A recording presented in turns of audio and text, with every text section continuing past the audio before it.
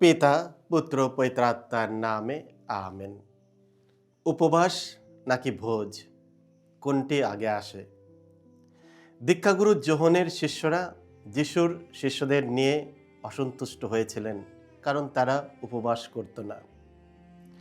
উপবাস ছিল তিনটি গুরুত্বপূর্ণ ধর্মীয় কর্তব্যের মধ্যে একটি, প্রার্থনা ও দান ধ্যানের সঙ্গে।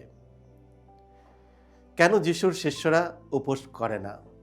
যিশু তার একটি সহজ ব্যাখ্যা দিয়েছিলেন। সব কিছুর একটা সময় আছে, উপবাসেরও একটি সময় আছে এবং আনন্দ উৎসব বা ভোজের একটি সময় আছে। যিশু যখন আমাদের সঙ্গে থাকেন তখন দুঃখের কোনো জায়গা থাকে না। যিশুর উপস্থিতি আমাদের জীবনে এমন এক আনন্দ নিয়ে আসে যা ঈশ্বরের সঙ্গে জীবন্ত সম্পর্কের আনন্দ।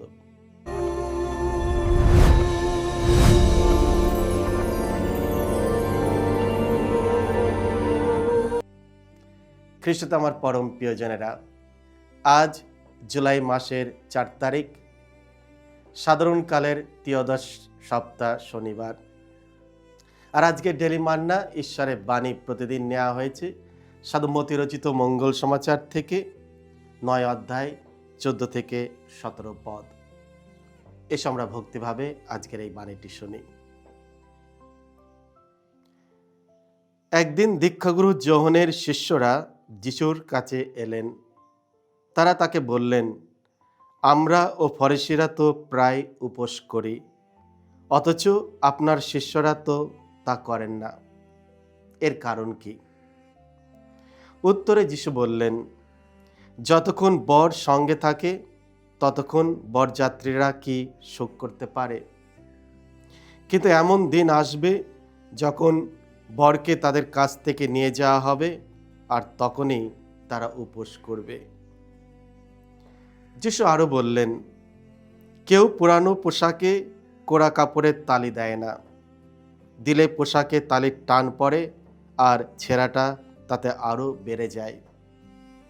তেমনি টাটকা সোড়াও লোকে পুরানো চামড়ার ভিস্তিতে রাখে না, রাখলে ভিস্তির গায়ে ফাট ধরে, তার ফলে সোড়াও পড়ে যায় আর ভিস্তিও নষ্ট হয়। না, লোকে টাটকা সোড়া রাখে নতুন চামড়ার ভিস্তিতে, তাতে সোড়া আর ভিস্তি দুই রক্ষা পায়। এই হলো প্রভু যিশুর মঙ্গল সমাচার। প্রভু যিশু তোমার মহিমা প্রচারিত হোক। দুটি ভুল, 2 মিস্টেক্স। খ্রিস্টে আমার পরম প্রিয়জনেরা, আজকের পবিত্র মঙ্গল সমাচারে আমরা দেখি যোহনের শিষ্যরা যিশুর কাছে এসে একটি প্রশ্ন করে, আমরা এবং ফরিসিরা তো প্রায় উপোস করি, অথচ আপনার শিষ্যরা তা করেন না। এর কারণ কি?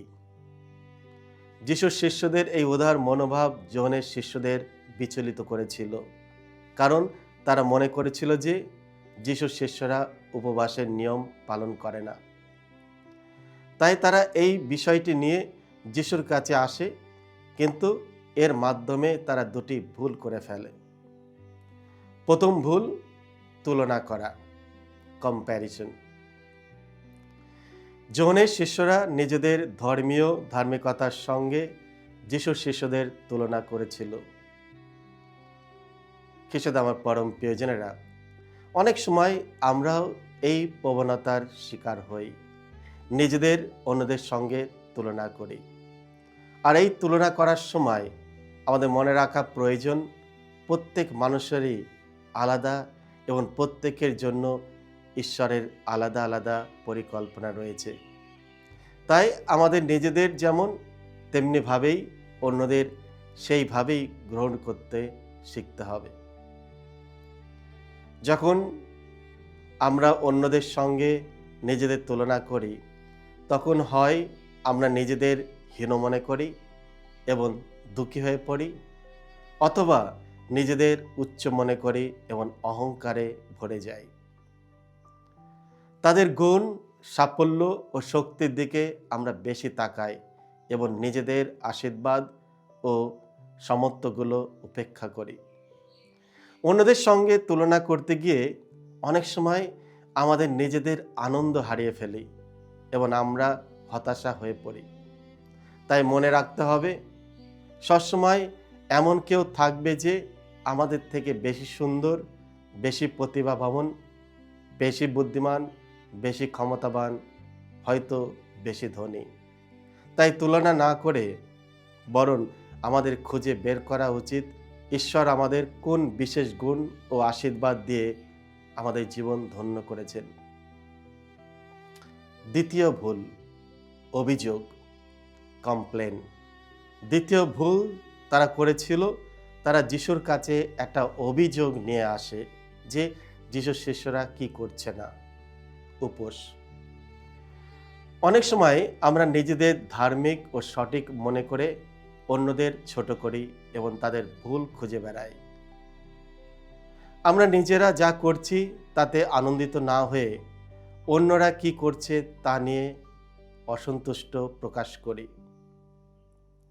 আমাদের মনে রাখা উচিত, প্রত্যেককে একদিন নিজের কাজ ও দায়িত্বের জন্য ঈশ্বরের কাছে হিসাব দিতে হবে। অন্যদের দুর্বলতা নিয়ে অভিযোগ করার পরিবর্তে যদি সম্ভব হয় তবে তাদের উন্নতির জন্য সাহায্য করা উচিত।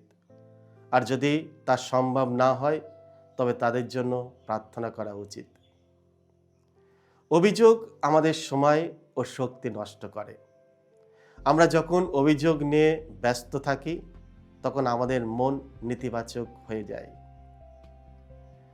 অভিযোগ কোনো সমস্যার সমাধান করে না, বরং অনেক সময় সমস্যাকে আরো বড় ও জটিল করে তোলে। আমাদের অভিযোগ করার অভ্যাসের কারণে আমরা অন্যদের থেকে দূরে সরে যেতে পারি, কারণ কেউ সবসময় অভিযোগ করে এমন মানুষকে পছন্দ করে না। অনেক সময় আমরা আমাদের জীবনের বিভিন্ন ঘটনা নিয়ে ঈশ্বরের কাছেও অভিযোগ করি, কিন্তু আমাদের জীবনে কি কি ভুল আছে তা নিয়ে অভিযোগ না করে বরং আমাদের জীবনে যা কিছু ভালো আছে তার জন্য ঈশ্বরকে ধন্যবাদ দেওয়া উচিত। খ্রিস্টে আমার পরম প্রিয়জনেরা, আসুন আজ দিনের শেষে অভিযোগ নয় বরং কৃতজ্ঞতার চোখে নিজেদের জীবনের দিকে ফিরে তাকায়। আজ ঈশ্বর আমার জীবনে কত আশীর্বাদ, কত অনুগ্রহ, কত ছোট ছোট ভালোবাসার চিহ্ন দিয়েছেন। যা পাইনি তার হিসাব নয়, যা পেয়েছি তার জন্য ঈশ্বরকে ধন্যবাদ দিই, কারণ ঈশ্বরের হাত নীরবে সবসময় আমাদের জীবনকে পরিচালনা করে। তাই আমরা প্রার্থনা করি প্রভুর কাছে, হে প্রভু, তোমার সমস্ত দয়ার জন্য তোমাকে ধন্যবাদ। আমেন। সকলকে জয় যিশু। ঈশ্বর আপনাদের সকলকে আশীর্বাদ করুন।